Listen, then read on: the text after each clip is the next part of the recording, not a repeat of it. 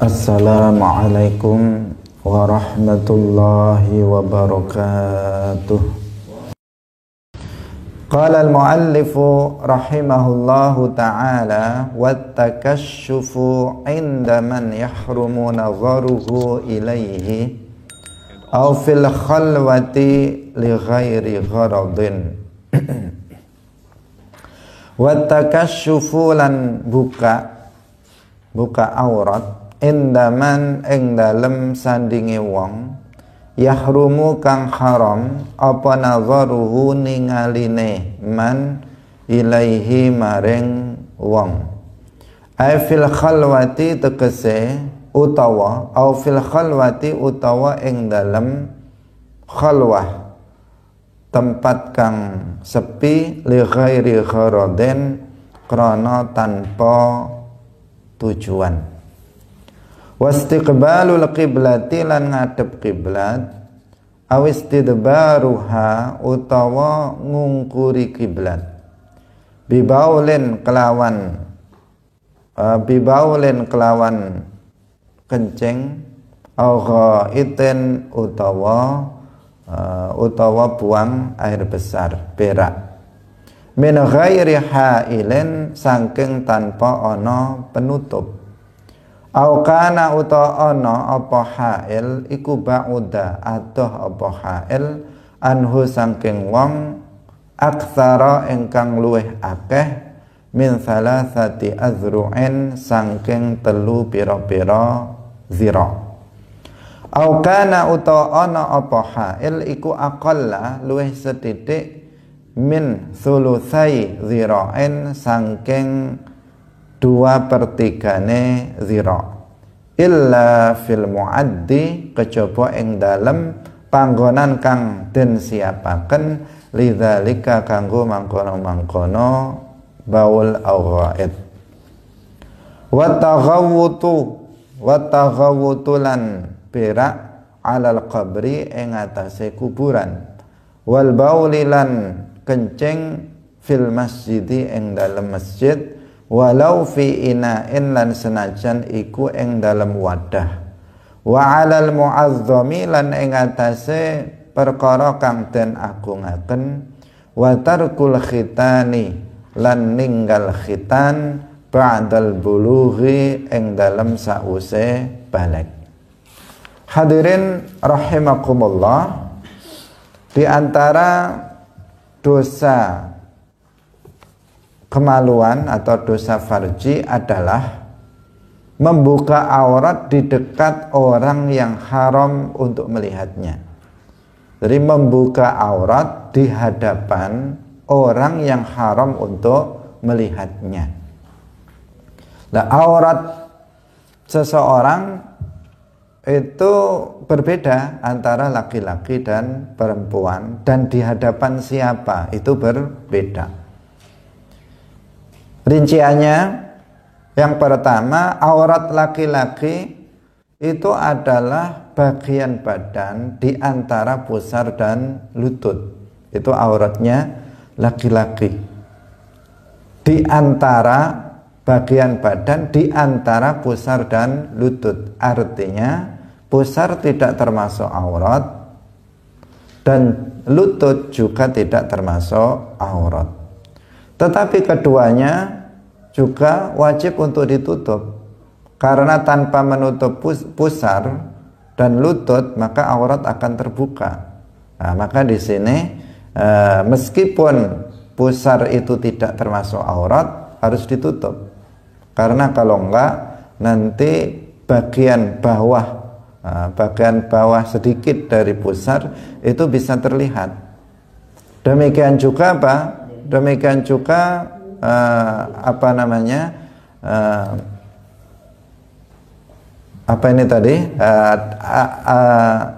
lutut itu juga harus ditutup, karena jika enggak nanti misalnya sampai di atas lutut sedikit, maka bergerak sedikit itu bisa terbuka bagian di antara pusar dan lutut. Nah, itu aurat bagi seorang laki-laki.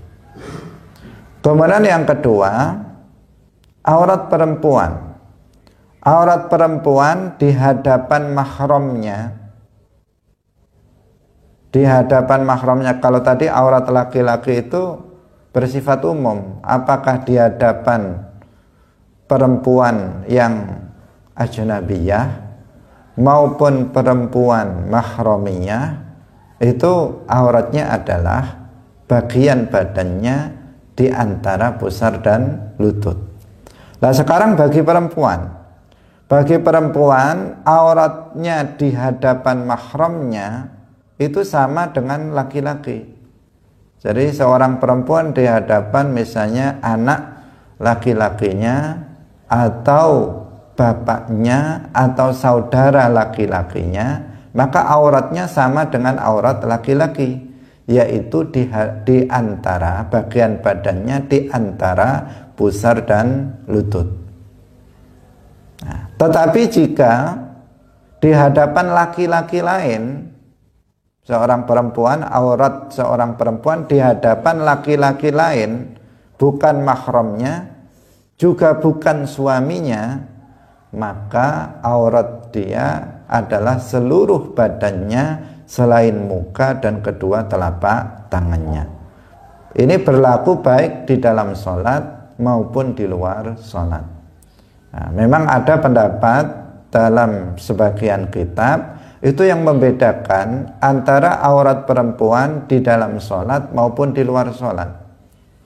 Dikatakan di sana apabila di dalam sholat maka auratnya adalah seluruh badannya kecuali muka dan kedua telapak tangannya. Namun apabila di luar sholat maka seluruh badannya tanpa terkecuali. Nah, sehingga harus di sini dia harus menggunakan cadar agar tidak terlihat mukanya, dan juga pakaiannya harus sampai ke bawah mata kaki, karena di bawah telapak kaki, karena juga termasuk itu juga memang dalam mazhab yang lain juga kalau itu memang memang aurat ya, termasuk kedua telapak tangan. Ini ada pendapat yang seperti itu. Jadi membedakan antara aurat perempuan di dalam sholat dan di luar sholat. Kalau di dalam sholat seluruh badannya kecuali muka dan kedua telapak tangan. Kalau di luar sholat seluruh badannya tanpa ada pengecualian. Nah, ini ada pendapat seperti ini dalam sebagian kitab para ulama. Tetapi pendapat yang kuat, yang lebih dekat dengan dalil dan yang diamalkan oleh para ulama kita, itu adalah pendapat yang mengatakan bahwa aurat seorang perempuan baik di dalam sholat maupun di luar sholat itu sama, yaitu seluruh badannya kecuali muka dan kedua telapak tangan. Karena logikanya apabila di dalam sholat saja muka dan kedua telapak tangan itu boleh untuk dibuka, maka apalagi jika di luar sholat. Itu logikanya seperti itu. Padahal dalam sholat itu kan hendaknya menutup aurat. Jika di sana muka dan kedua telapak tangan dalam sholat itu boleh dibuka, maka apalagi ketika di luar sholat. Termasuk dalam haji juga ketika dia ihram, maka seorang perempuan kan juga tidak diperkenankan dia untuk membuka untuk menutup wajahnya. Nah, ini menunjukkan bahwa aurat perempuan baik di dalam sholat maupun di luar sholat itu adalah seluruh badannya kecuali muka dan kedua telapak tangan. Tetapi apabila ada seorang perempuan yang ingin menggunakan cadar misalnya agar mukanya tidak terlihat, maka itu hukumnya adalah sunnah, sesuatu yang baik jika dilakukan, tetapi bukan wajib, bukan sebuah kewajiban. Tetapi itu tidak tercela, bukan sesuatu yang tercela, sehingga kita tidak layak untuk apa namanya, untuk kemudian mencacinya atau untuk mencelanya atau untuk mengolok-oloknya, karena itu adalah merupakan sesuatu yang baik, meskipun itu bukan sesuatu yang wajib.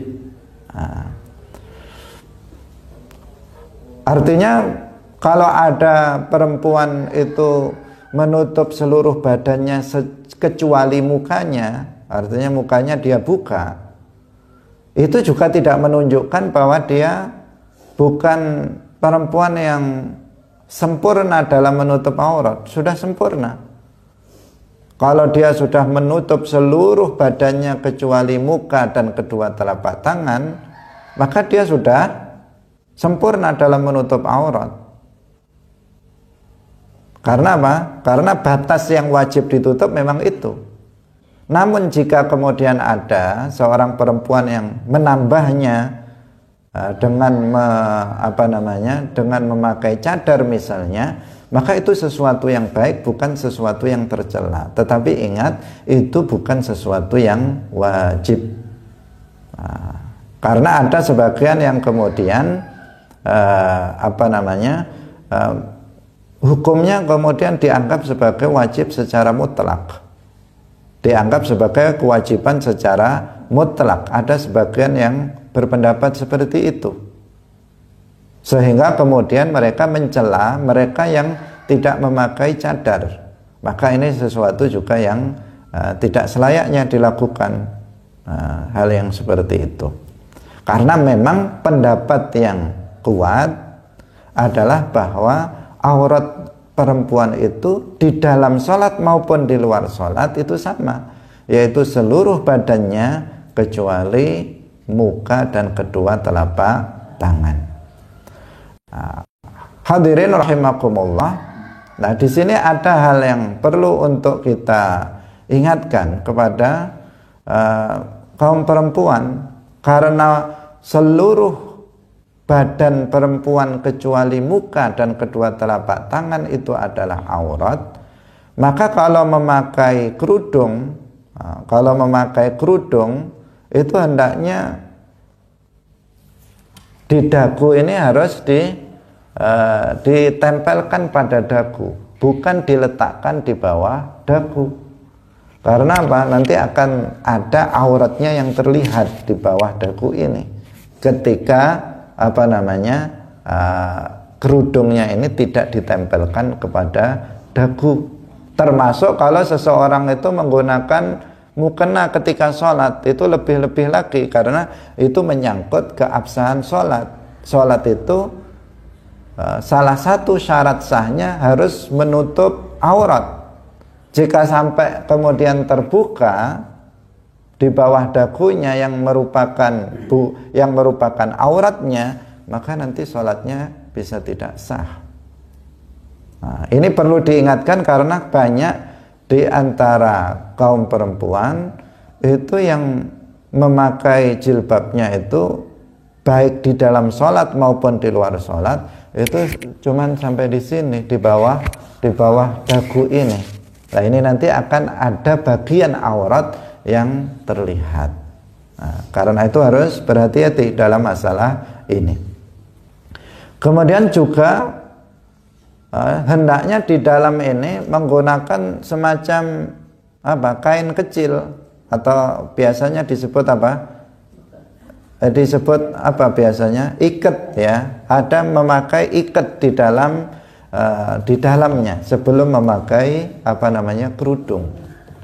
Karena di sini istilah kalau kita ini menyebutnya jilbab, tetapi jilbab dalam bahasa Arab itu berbeda jilbab dalam bahasa Indonesia.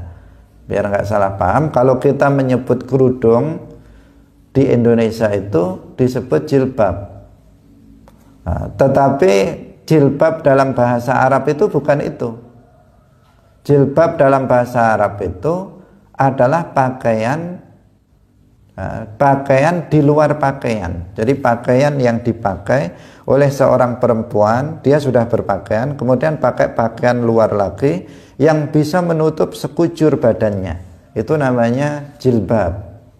Itu hukumnya tidak wajib, sunnah. Sehingga sebagian orang salah paham ketika ada seorang ulama misalnya mengatakan jilbab itu tidak wajib.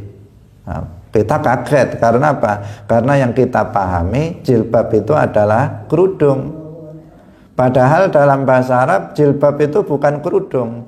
Jilbab itu adalah pakaian di luar pakaian, yang tujuan memakai itu biar lekuk badannya itu tidak terlihat. Jadi lekukan badannya biar nggak terlihat, sehingga sudah berpakaian memakai pakaian lagi yang menutup seluruh badannya. Nah, itu hukumnya sunnah memakai itu, tidak wajib. Jika yang dimaksud jilbab itu. Tetapi kalau yang dimaksud itu jilbab itu dalam bahasa Indonesia artinya kerudung, maka ya wajib memakainya. Yang digunakan untuk menutup kepala, rambut. Nah, ini biar nggak salah paham ya, biar tidak ada salah paham. Karena sebagian orang kemudian tidak menjelaskan, tiba-tiba mengatakan jilbab tidak wajib. Nah, sehingga membuat orang itu apa? Orang membuat bingung, loh jilbab kok nggak wajib bagi perempuan. Nah, membuat bingung, padahal yang dia maksud jilbab di sini jilbab dalam bahasa Arab, sementara yang mendengar pahamnya jilbab dalam bahasa Indonesia. Nah, akhirnya menjadikan apa? Kontroversi. Nah, jadi ini perlu kita jelaskan. Nah, dalam bahasa Indonesia kalau kita menyebut jilbab itu apa? Kerudung itu yang untuk menutup kepala, itu jilbab. Sehingga kita mengatakan kalau jilbab yang itu, kerudung itu, maka hukumnya wajib untuk dipakai seorang perempuan di hadapan laki-laki lain yang bukan mahram dan suaminya. Nah, tetapi jika yang dimaksud itu adalah pakaian di luar pakaian untuk apa namanya, tujuannya untuk biar tidak terlihat lekukan badannya, maka itu hukumnya sunnah, tidak wajib. Nah, jadi kalau memakai kerudung ini seorang, atau jilbab dalam bahasa Indonesia ini, maka seorang perempuan hendaknya dia memakai ikat di dalamnya. Jadi ada kecil, pengikat kecil, tujuannya adalah agar rambut yang ada di depan ini itu tidak terlihat. Nah, karena jika seorang perempuan di dalam memakai jilbab, dalam bahasa Indonesia jangan sampai salah paham, dalam kerudung itu dia tidak memakai ikat di dalamnya, maka biasanya di sini masih terlihat, ada rambutnya itu masih terlihat. Apalagi seorang perempuan yang nggak ngurus rambutnya. Kalau seorang perempuan yang ngurus rambutnya kemudian disisir, kemudian disisir, kemudian ditali misalnya, diikat, maka bisa jadi tidak terlihat. Tapi sebagian perempuan yang nggak memperhatikan itu, rambutnya dibiarkan nggak diapa-apakan, nggak ditata, itu terkadang dia pakai jilbab, di sini keluar rambut, ada beberapa helai keluar di depannya. Waktu sholat lagi, nah ini jadi masalah, karena apa? Berarti masih ada aurat yang terlihat. Nah nanti kalau sholatnya bisa nggak sah. Dan meskipun nggak sholat itu juga harus dilakukan untuk kesempurnaan di dalam menutup aurat. Hadirin kaum muslimin yang dirahmati oleh Allah Subhanahu wa ta'ala. Kemudian yang berikutnya, au fil khalwati li ghairi gharadin. Di antara dosa kemaluan lagi adalah membuka aurat dalam keadaan sendirian tanpa ada tujuan. Jika ada tujuan seperti panas kemudian mendinginkan badan untuk mandi, maka boleh. Maka diperbolehkan dia membuka aurat. Maksudnya aurat di sini adalah membuka keseluruhan dari pakaiannya. Nah, jadi di dalam kamar misalnya, kemudian nggak ada tujuan apa-apa, kemudian dia buka seluruhnya, meskipun tidak ada orang di situ, maka ini hukumnya tetap haram. Hukumnya tetap haram jika nggak ada tujuan. Tetapi jika ada tujuan, misalnya sangat panas sekali, dia nggak kuat pakai pakaian misalnya, sehingga dia mau mendinginkan badannya, atau misalnya ada luka yang perlu diobati di daerah situ, atau misalnya dia membukanya untuk mandi, maka ya nggak masalah, itu tidak berdosa seseorang jika melakukan itu. Nah, jadi rinciannya adalah seperti itu dalam hal membuka aurat ini. Hadirin hadirat rahimakumullah. Nah, di sini ada penjelasan yang kemarin juga sudah kita singgung, bahwa tentang aurat perempuan, aurat laki-laki ini ada yang berpendapat berbeda dengan pendapat yang tadi kita sampaikan. Sebagian ulama seperti Al-Imam Atha bin Abi Rabah, Imam Malik dan Imam Ahmad bin Hanbal itu berpendapat bahwa aurat seorang laki-laki itu hanyalah sawatan, hanyalah kubul dan dubur. Kalau tadi yang kita sampaikan, auratnya laki-laki itu seluruh badannya, auratnya laki-laki itu adalah bagian badan di antara pusar dan lutut. Tapi menurut pendapat yang ini dikatakan aurat laki-laki itu hanya as-sawatan, kubul dan dubur saja. Sehingga paha itu bukan aurat bagi laki-laki. Kalau ada pemain sepak bola misalnya memakai celana pendek, atau bukan pemain sepak bola, orang biasa memakai celana pendek sehingga bagian di atas lututnya itu terlihat, pahanya itu terlihat, maka itu tidak berdosa menurut mazhab yang ini, yaitu mazhab Maliki, menurut Imam Malik dan menurut Imam Ahmad bin Hanbal dan menurut Imam Atha bin Abi Rabah. Nah, tetapi kalau menurut Imam Syafi'i, maka dia berdosa. Kalau ada seorang laki-laki hanya pakai celana pendek, maka dia berdosa jika dia memakainya di hadapan laki-laki lain atau di hadapan perempuan lain, maka itu, atau di hadapan mahram, pokoknya selain istri, maka itu apa? Maka itu diharamkan. Dia membuka pahanya, memakai celana pendek misalnya. Harus dia menutup bagian di antara pusar dan lutut. Tapi ada pendapat yang mengatakan tidak seperti itu. Auratnya itu adalah kubul dan dubur, sawatan. Jika telah memakai celana pendek, maka dianggap dia telah menutup aurat. Yang penting kubulnya tidak terlihat, duburnya tidak terlihat. Ini satu pendapat.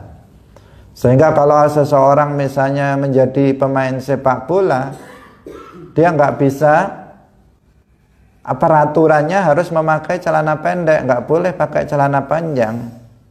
Maka dia di sini bisa mengikuti pendapat yang ini. Dia melakukan itu dengan niat mengikuti mazhab Maliki, mengikuti Imam Ahmad bin Hanbal. Nah, itu. Nah, kalau kita sekarang di sini pada umumnya kita mengikuti mazhab Syafi'i. Kemudian yang laki-laki ini melihat temannya memakai celana pendek, memakai celana pendek di hadapan banyak orang, meskipun sesama laki-laki, sesama jenis misalnya, kita lihat dia membuka pahanya pakai celana pendek, meskipun di dalam rumah, tapi di dalam rumah itu banyak orang. Maka bagaimana di sini? Ya kita ingatkan dia. Kita ingatkan dia, kalau kita tahu dia itu bermadhab Syafi'i, mengikuti Imam Syafi'i dalam masalah ini, ya kita harus nahi mungkar. Jika kita tahu bahwa dia mengikuti mazhab Syafi'i, jangan kamu pakai celana panjang, pakai sarung, jangan pakai celana pendek. Kita ingatkan dia, kita melakukan nahi mungkar terhadap dia, karena itu kemungkaran. Tetapi apabila kita tahu dia mengikuti mazhab Maliki, dia mengikuti Imam Malik dalam masalah ini, maka di sini kita boleh memberi nasihat kepadanya. Nah, memberi nasihat, bukan mengingkari kemungkaran, tetapi apa? Memberi nasihat, sebaiknya kamu tutup, sebaiknya kamu pakai sarung, sebaiknya kamu pakai celana panjang, jangan pakai celana pendek. Sebaiknya seperti itu. Meskipun ada yang berpendapat paha bukan aurat, tetapi sebaiknya kamu menutupnya. Jadi memakai apa? Sebaiknya itu nasihat. Nah, nasihat. Tetapi kalau misalnya kita tahu dia mengikuti mazhab Syafi'i, mengikuti Imam Syafi'i, maka ya kita tegur, pakai sarung, jangan pakai celana pendek. Nah, seperti itu. Hadirin hadirat rahimakumullah. Berikutnya, wastiqbalul qiblati aw istidbaruha bi baulin aw ghaitin min ghairi ha'il. Di antara dosa kemaluan adalah menghadap atau membelakangi kiblat ketika kencing atau berak. Keharaman ini terjadi dengan ketentuan-ketentuan, tidak mutlak, ya, tidak mutlak. Jadi kencing menghadap ke kiblat atau membelakangi kiblat. Kalau kiblatnya di Indonesia ini itu menghadap ke barat, agak sirong sedikit ke utara. Ini kiblat kita. Kalau kiblatnya itu sebenarnya umat Islam seluruh dunia itu sama, yaitu Ka'bah. Kita menghadap ke Al-Ka'bah Al-Musyarrafah, itu kiblatnya. Tetapi kalau arah itu ya berbeda, karena orang yang berada di timur Ka'bah berarti dia menghadap ke barat. Kalau dia berada di baratnya Ka'bah, maka dia kalau sholat menghadap kiblatnya menghadap ke timur. Kalau orang itu berada di selatannya Ka'bah, berarti dia kiblatnya di arah utara. Kalau dia berada di utaranya Ka'bah, berarti dia kiblatnya ada di selatan, dan seterusnya. Nggak sama. Makanya kalau di Makkah, di Masjidil Haram, orang sholat itu ya muter, bukan semua satu arah, tetapi muter mengelilingi Ka'bah, karena semuanya menghadap ke Ka'bah. Nah, jadi ini masalah kiblatnya kita itu adalah Al-Ka'bah Al-Musyarrafah. Ketika kencing, kita nggak boleh menghadap ke sana, dan juga nggak boleh kita membelakanginya. Berarti kalau kita menghadap ke barat, nah, sirang sedikit, atau kita menghadap ke timur, nah, itu tidak diperkenankan. Tetapi keharamannya ini jika memenuhi ketentuan-ketentuan. Yang pertama, tanpa ada penghalang. Berarti dia kencingnya di lapangan, di tengah lapangan atau di tengah padang pasir, atau beraknya di situ. Tetapi kalau dia di dalam WC yang tertutup, ya nggak masalah, mau ngadap ke utara, ke timur, ke selatan, ke barat, ke timur, tidak ada masalah. Karena apa? Ada ha'il, ada penutup. Nah, di sini yang dimaksud adalah, jadi dia di entak-entakan di tempat yang nggak ada penghalang, dia langsung kencing atau berak menghadap ke arah timur atau ke arah barat. Menghadap maksudnya menghadap ke kiblat. Ini yang nggak boleh, yang diharamkan. Nah, yang pertama itu. Kemudian ha'il itu adalah jauh, tidak boleh jauh dari 3 hasta. Nah, kalau jauh 3 hasta itu, 1 hasta kan segini, ini sekitar 40 6, 40, 47, 48, 49 cm kali 3. Tidak boleh penutupnya itu jauhnya melebihi dari 3 hasta. Jika jauhnya itu melebihi dari 3 hasta, dia kencingnya di sini, temboknya di apa sana 1 kilo di sana. Nah, itu enggak terpenuhi. Nah, itu namanya sama saja tidak ada penghalangnya karena jauh. Nah, penghalangnya jauh. Nah, kemudian penghalangnya itu harus tingginya itu tidak kurang dari 2/3 hasta. Kalau kurang, cuman ada kayu segini aja penutupnya, ya nggak bisa. Itu namanya nggak ada penghalang. Nah, jadi haramnya itu apabila pertama memang tadi menghadap ke kiblat atau membelakanginya, nggak ada hail, kemudian atau misalnya ada hail tapi jauh, atau ada hail tetapi pendek sekali, tidak sampai 2/3 hasta, maka ini haram. Namun jika terpenuhi ketentuan ini, ada penghalang yang tinggi, kemudian dekat, tidak terlalu jauh, tidak lebih dari 3 hasta, maka ini tidak haram hukumnya. Atau di sini disebutkan illa fil mu'addi lidzalika, kecuali di tempat yang memang disiapkan untuk berak atau untuk kencing. Ya seperti di di WC itu. Kalau di toilet atau WC itu kan memang tempat yang dipersiapkan untuk itu. Kalau di situ mau menghadap kemana saja boleh. Jadi sebenarnya tidak perlu bingung, orang yang bangun toilet itu tidak perlu bingung ini mau dihadapkan kemana.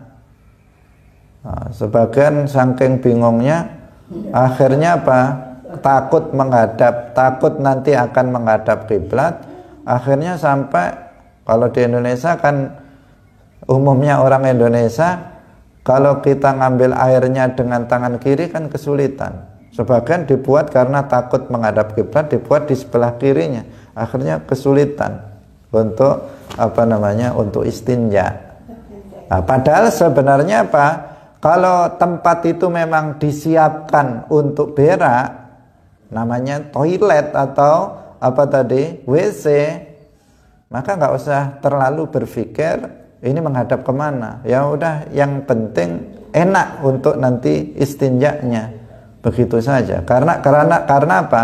Di tempat yang muat, yang disiapkan untuk berak atau kencing, di sini tidak disyaratkan tidak menghadap atau membelakangi kiblat. Meskipun menghadap atau membelakanginya, maka tidak masalah kalau memang itu di tempat yang khusus dipersiapkan untuk itu. Artinya di WC atau di toilet.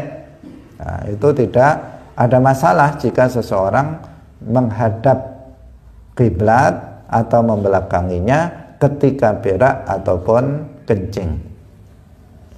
Rasulullah Shallallahu Alaihi Wasallam bersabda, ini yang menjadi dasar tidak bolehnya seseorang menghadap kiblat atau membelakanginya ketika kencing atau berak.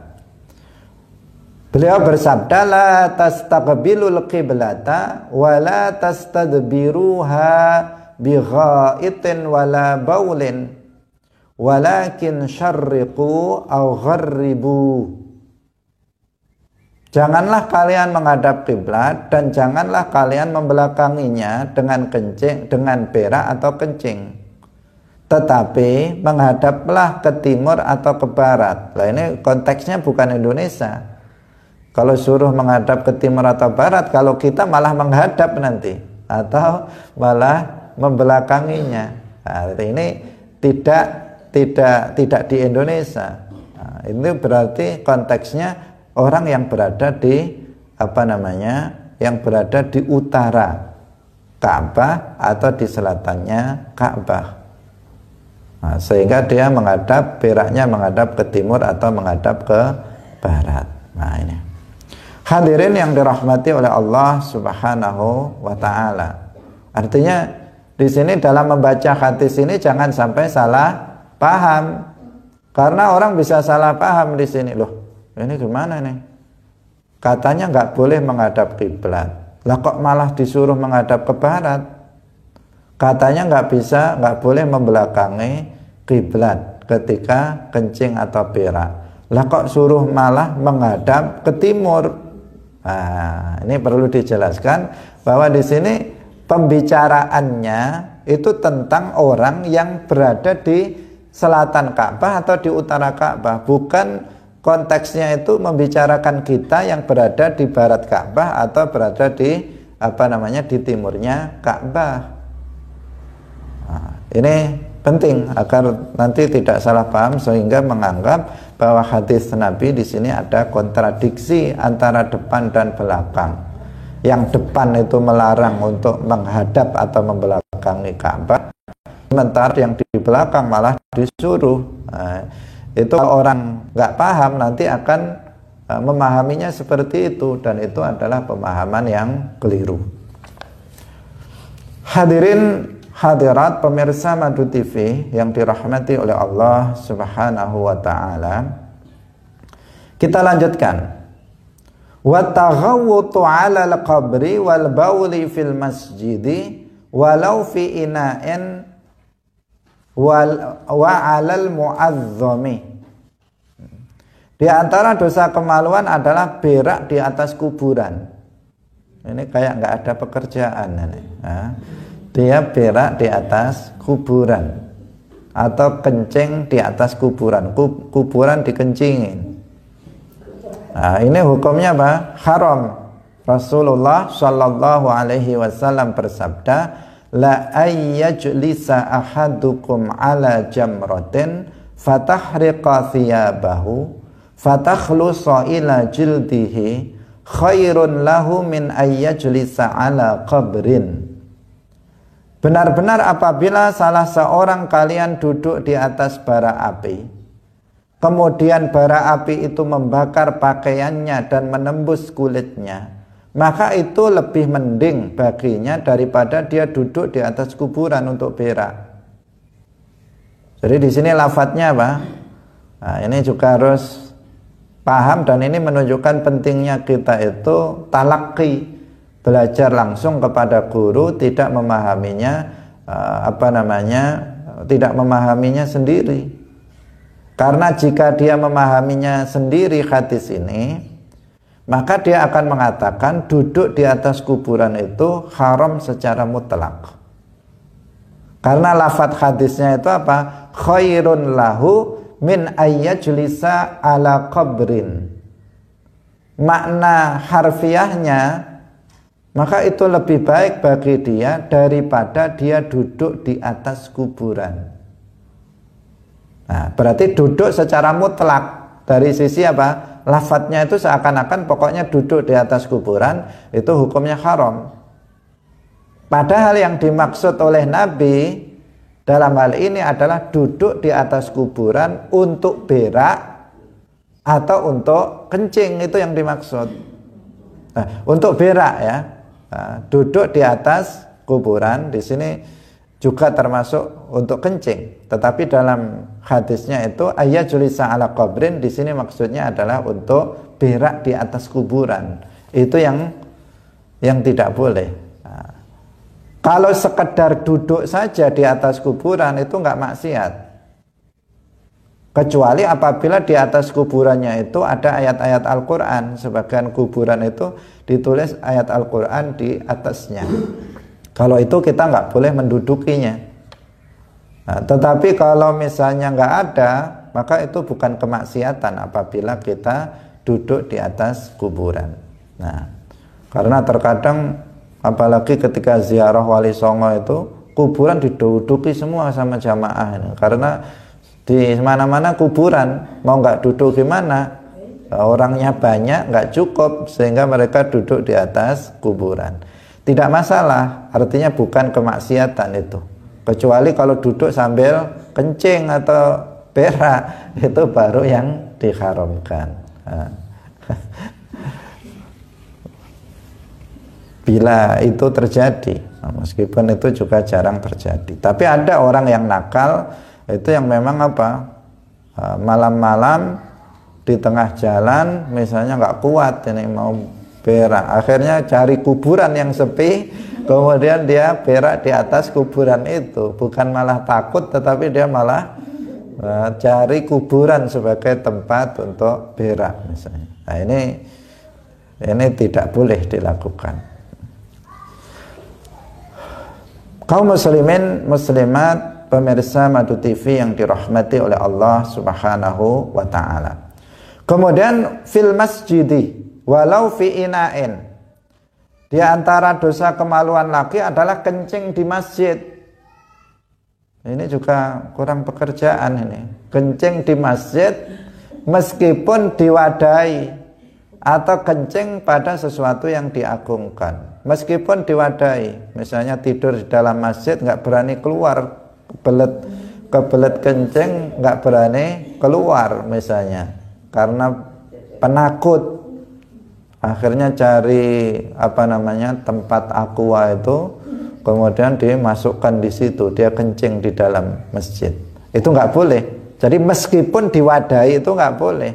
Apalagi nggak diwadahi, langsung di situ, langsung menjadi najis semua masjidnya. Meskipun tidak menajisi najis, tetapi dia kencing di dalam wadah, itu pun nggak boleh kalau dilakukan di dalam masjid.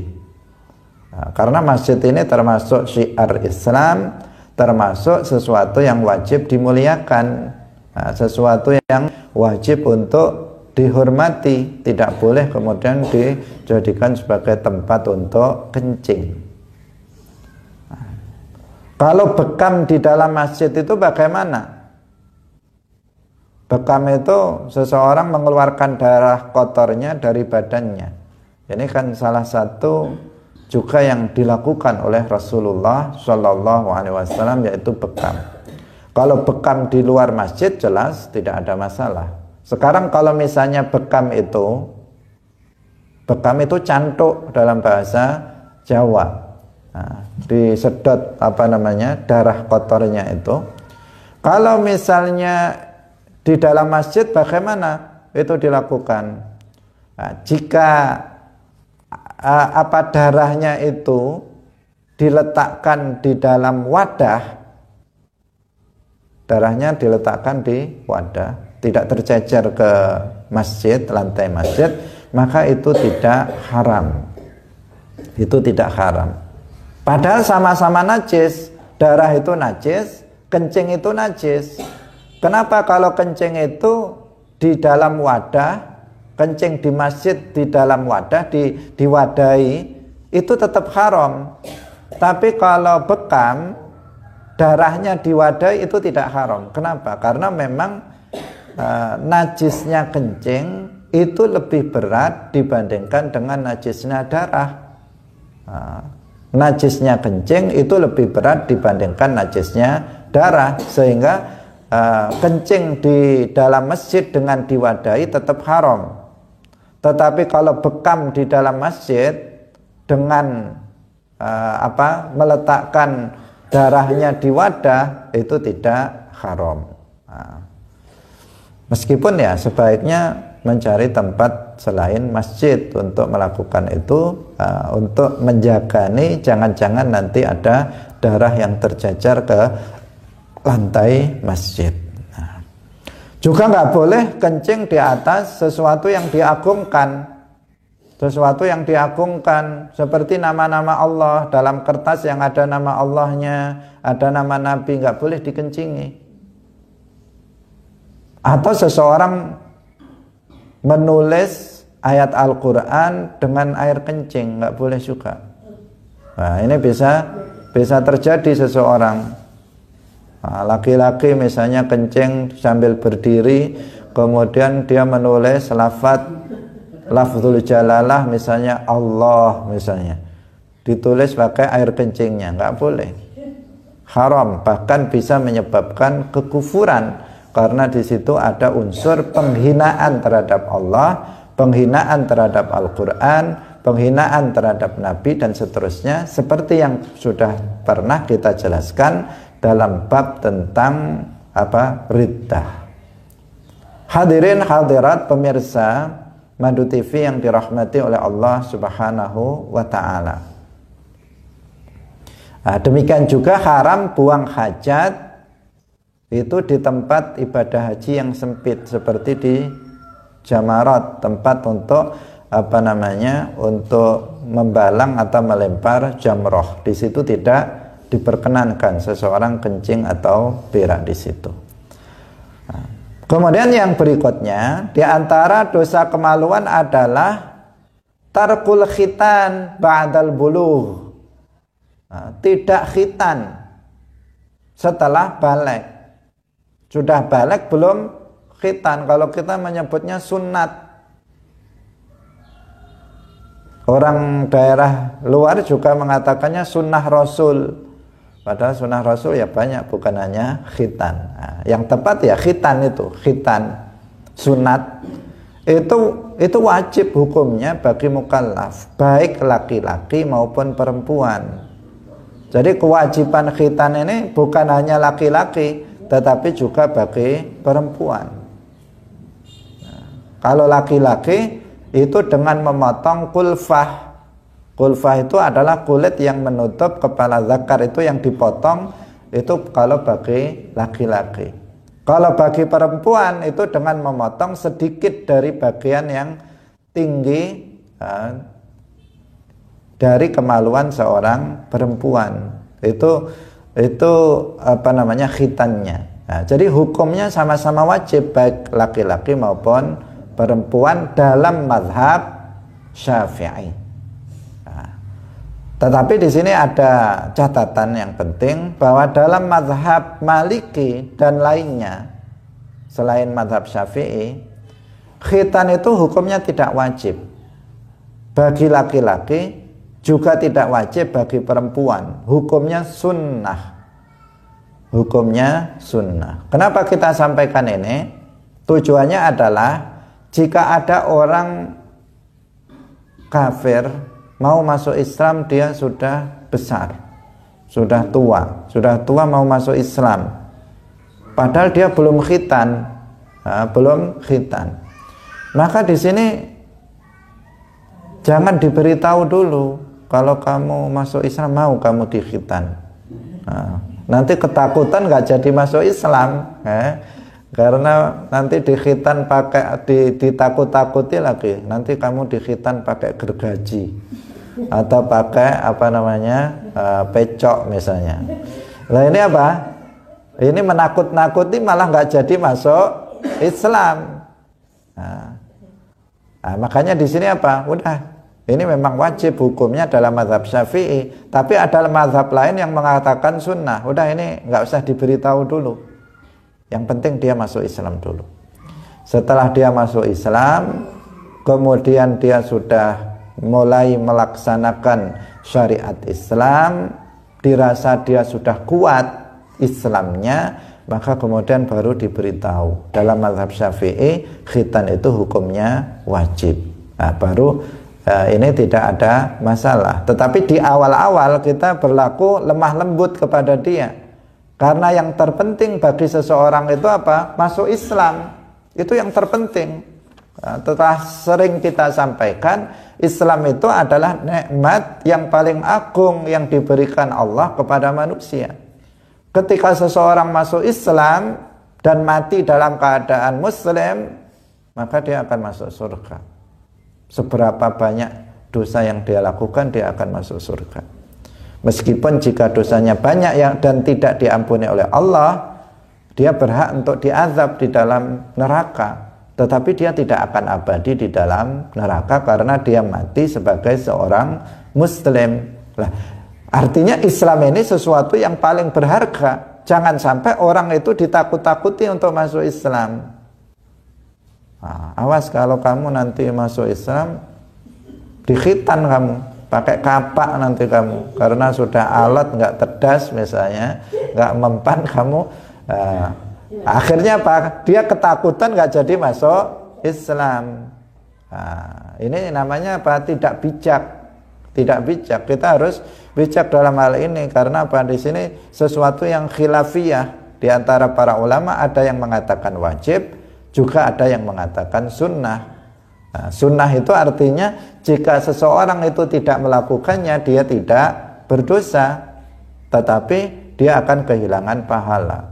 Nah, karena itu pelan-pelan, jika dia sudah masuk Islam, sudah kuat, baru diberitahu dalam syariat Islam itu ada kewajiban khitan. Nah, kalau di sini kalau dia sudah Islamnya itu kuat, tidak ada masalah bagi dia untuk melakukan syariat tersebut. Kaum muslimin yang dirahmati oleh Allah, alhamdulillah dosa kemaluan ini sudah kita selesaikan. Insya Allah mulai besok kita akan membahas pasal yang baru, yaitu tentang dosa-dosa kaki. Semoga kita tetap istiqomah menyelesaikan pembacaan kitab Sulamut Taufiq ini sampai akhir, karena ini insya Allah tidak begitu banyak lagi. 1 bulan ke depan insya Allah kita sudah bisa menyelesaikan pembacaan kitab Sulamut Taufiq ini, meskipun ada bagian di depan fikih yang belum kita baca, insya Allah nanti akan kita baca juga. Barakallahu fikum, wallahul muwaffiq ila aqwamit thariq. Wassalamu alaikum warahmatullahi wabarakatuh.